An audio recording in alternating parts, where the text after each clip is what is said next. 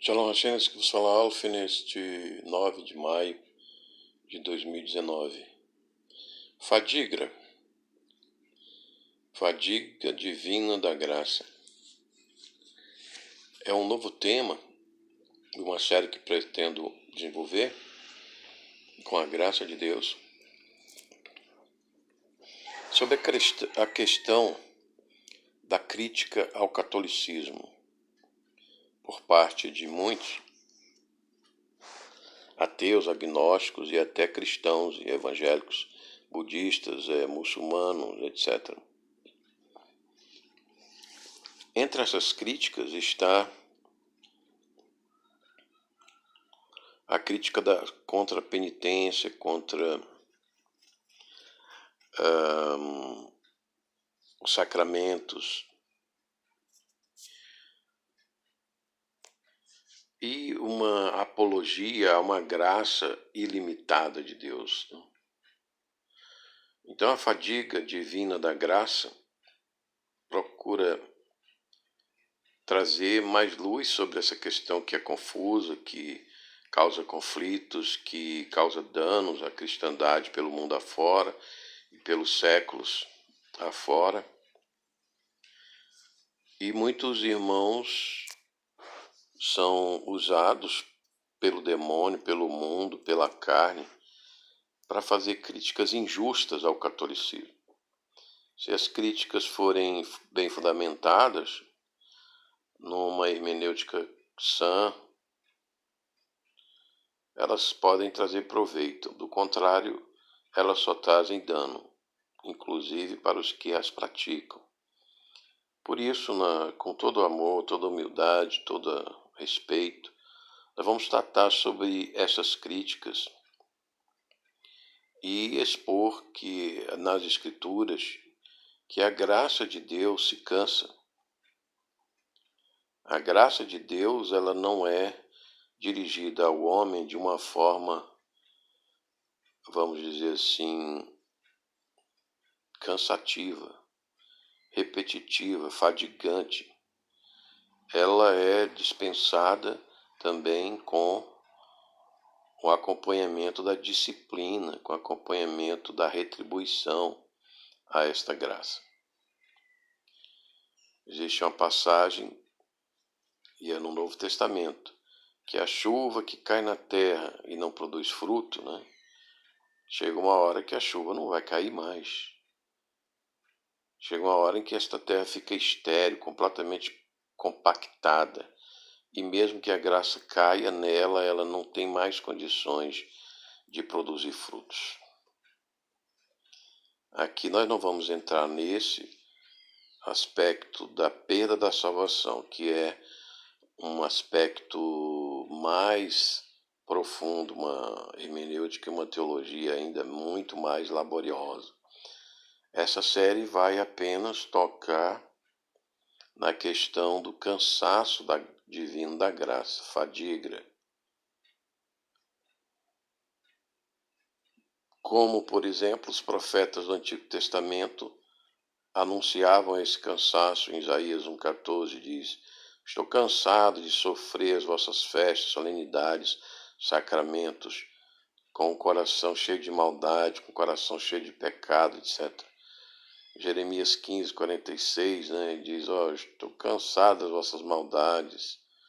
Isaías 43:24 diz que com o vosso comportamento, Israel, tu me cansaste de me arrepender, de te castigar. Então Deus pensava no castigo, mas se arrependia.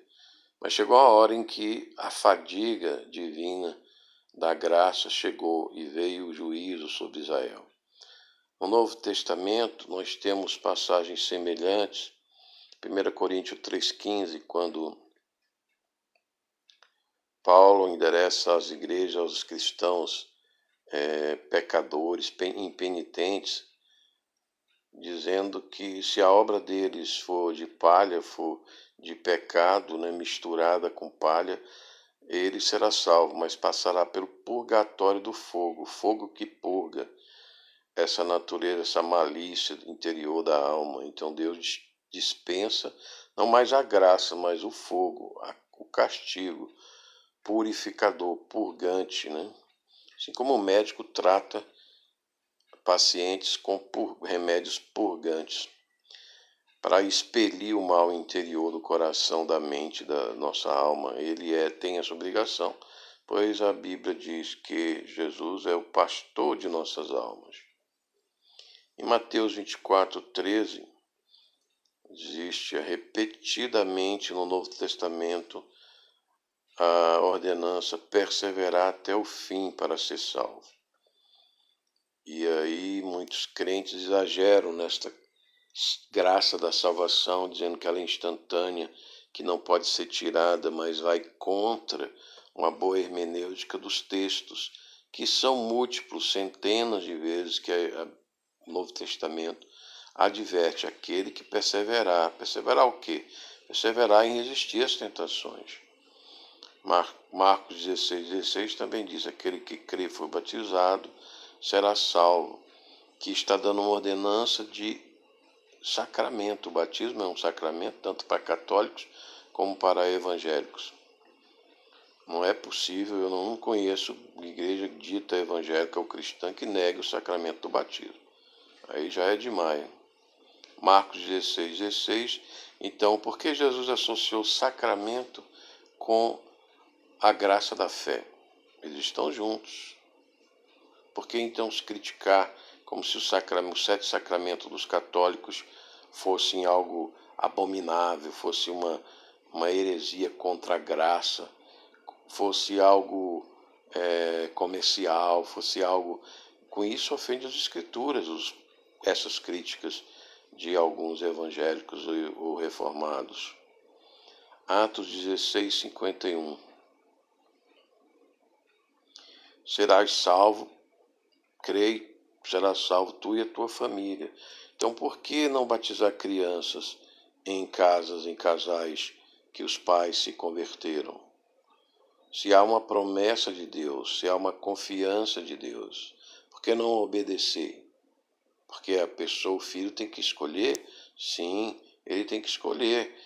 Numa idade maior, ele tem que confirmar esse batismo pela sua própria consciência.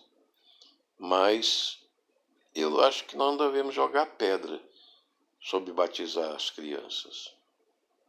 As crianças podem sofrer uma influência desde cedo, tanto de comunistas com lavagem cerebral, como de bandidos, como de falsas religiões, e como também influência do demônio, dos espíritos, desde o ventre da mãe. Por que a influência do batismo das crianças não pode ser positiva para aquela alma? Então nós estamos perdendo uma oportunidade.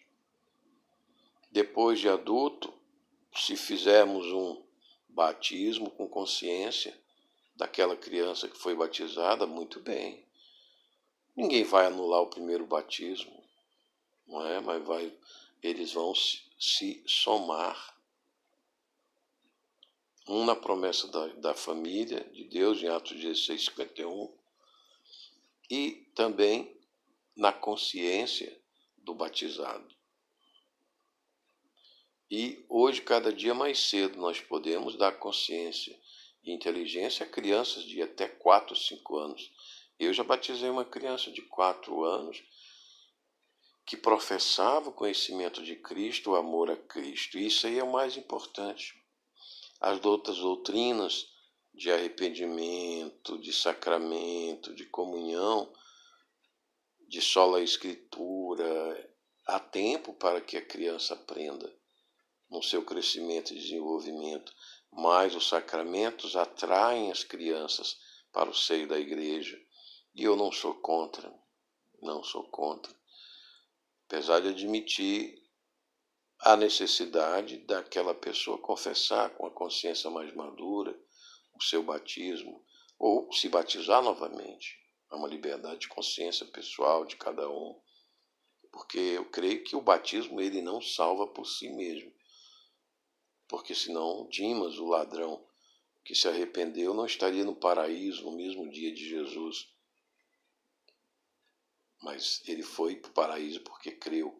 Mas os sacramentos, eles trazem uma influência, eles trazem uma proximidade, eles trazem um chamado, ele tem várias funções que levam a somar com a graça de Deus,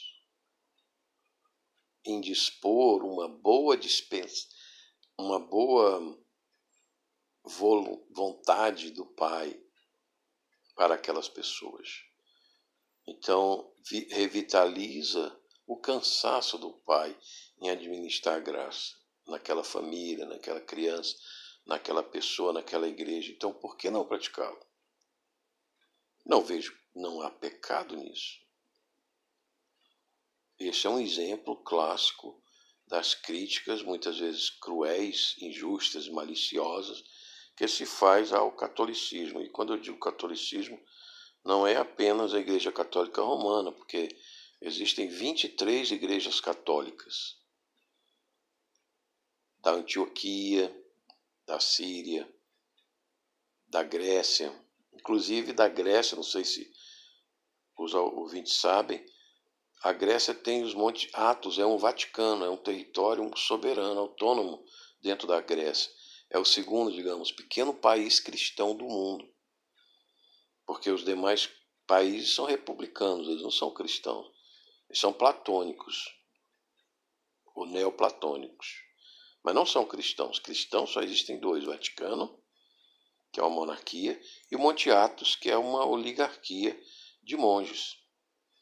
É uma novidade, eu também não sabia. Bom, então essa série eu pretendo Deus iluminando, esclarecendo, porque o meu coração estava aflito em ver muitos protestantes, muitos evangélicos do Texas agredindo tão seriamente as doutrinas bíblicas que estão no núcleo do catolicismo. Há erros no catolicismo? Sim, os há, assim como nos evangélicos, assim como nos protestantes. Mas a nossa crítica deve ser pontual e deve ser bem fundamentada numa hermenêutica bíblica sã. Então essa foi a exposição dessa nova série, Fadigra, a fadiga divina da sua graça. Esse que vos falou, oferecimento do Ministério Igreja de Jesus.